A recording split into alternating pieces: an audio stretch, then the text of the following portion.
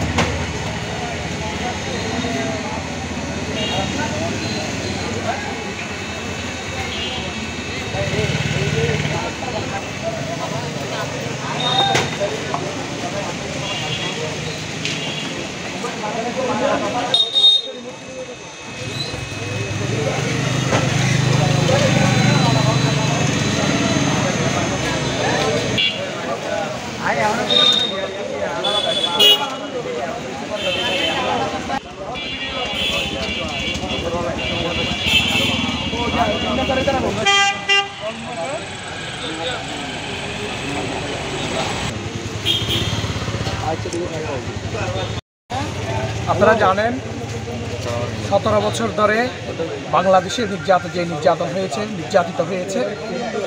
ফ্যাসিবাদী সরকারের বিরুদ্ধে আন্দোলন করতে গিয়ে আমাদের যে সমস্ত ছাত্র ভাইয়েরা প্রাণ হারিয়েছে তাদের মাগফিরাত কামনা করছি আমরা। এবং আপনারা জানেন গত 5 তারিখ সারা বাংলাদেশে ফ্যাসিবাদী সরকার যখন পদত্যাগ করেছে, খুনি হাসিনা যখন পালিয়ে যাচ্ছে, ঠিক সেই মুহূর্তে সারা বাংলাদেশে অরাজকতা সৃষ্টি হয়েছে।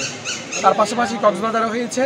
এই কক্সবাজারে কিছু দুষ্কৃতী লোক এবং সন্ত্রাসী যারা কোনো দলের না, তারা কক্সবাজার শহরকে অশান্ত করার জন্য কিছু কিছু জায়গায় তারা সন্ত্রাসীকারীদের লুটতরাজ করেছে।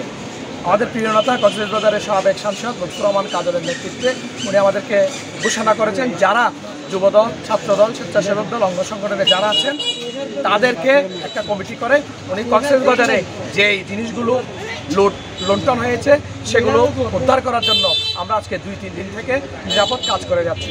আমরা প্রায় 31টি জিনিস আমরা তাদেরকে দিয়েছি। এখন 7টি টিভি, একটি ফ্যান আর একটি মেশিন, গ্যাস সিলিন্ডার তাদেরকে আমরা গ্রিন নেচারের মানুষদেরকে আমরা বুঝিয়ে দিচ্ছি। এবং আমাদের এই চলমান উদ্ধারের কাজটা আমরা চালিয়ে যাব ততক্ষণ পর্যন্ত কক্সবাজার শহরে যে সমস্ত কাজগুলো করছে আমরা এই কাজগুলোর জন্য নিন্দা জানাই। তার সাথে সাথে বিএনপি, যুবদল, ছাত্রদলের নেতাকর্মীরা সজাগ আছে। যে কোনো জায়গায় যদি সেরকম কোনো লুটারা লুট করে আমাদেরকে জানাবেন, আমরা অনিশ্চয় সবাইকে সাথে নিয়ে আমরা সেখানে ঐক্যবদ্ধ হয়ে এই কাজগুলি করব।